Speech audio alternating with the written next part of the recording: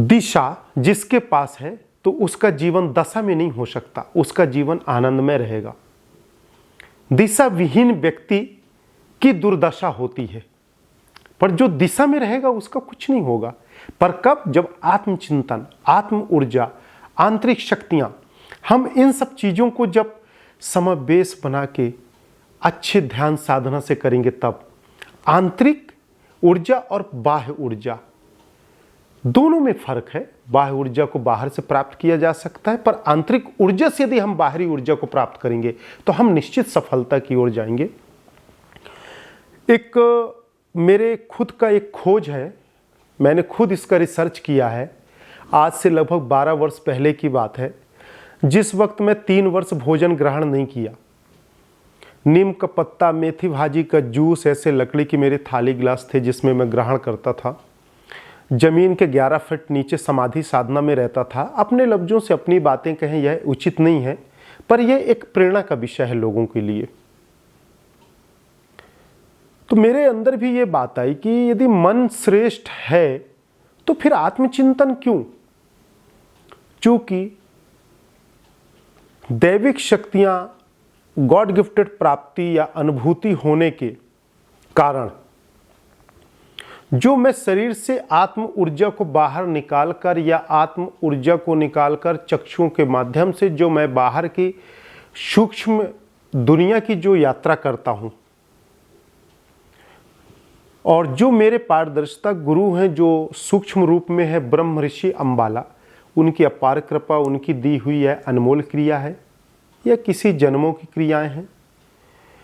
मेरे अंदर आया कि क्यों न मैं आत्म ऊर्जा की अंकलन को करूं कि आत्म ऊर्जा, आत्म चेतना की ताकत क्या है, इसकी गति क्या है।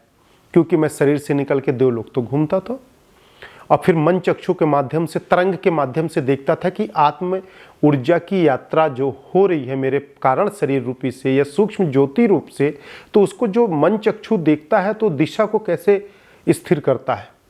कुछ दैविक शक्तियों के माध्यम से था। तो एक दिन मैंने अपने दादा गुरु से कहा कि मुझे आत्म चेतना की संपूर्ण ताकत की गति का पता करना है। यह मेरा खुद का खोज है, मैंने इसको लिखा भी है।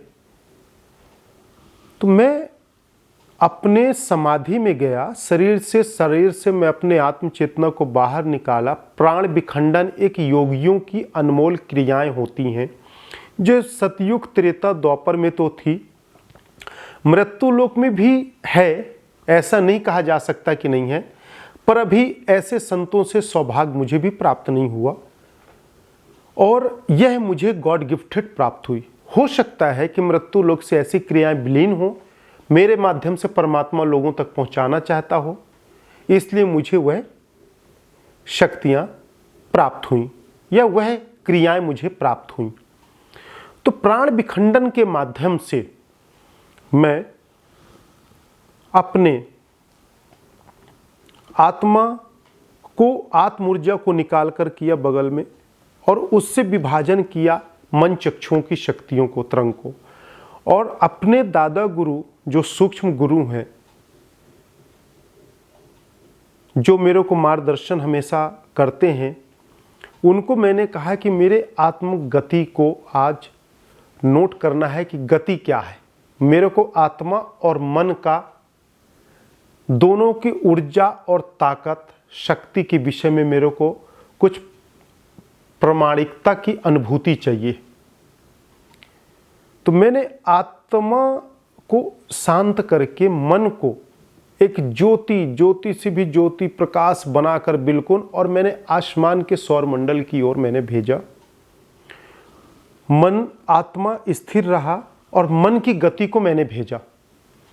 उसका जब गति को ऊपर तक भेजने के बाद जब लौटाया तो 1,24,00,000 प्रकाश वर्ष उसकी गति मेरे को अंकलन हुई। 1,24,00,000 प्रकाश वर्ष गति मैंने मन का अंकलन किया और इसको मैंने राइटिंग पे किया। अब उसके आने के बाद तरंग का, जब मैं सोचा कि इतनी गति, इतनी पावर, इतना ताकत, इतनी शक्ति मन चक्षु में है, क्यों नहीं यह शरीर पे विजय प्राप्त करके रखे। फिर उसके बाद जब मैंने आत्मा को भेजा तो आत्मा की गति 1,34,00,000 प्रकाश वर्ष मिला मुझे।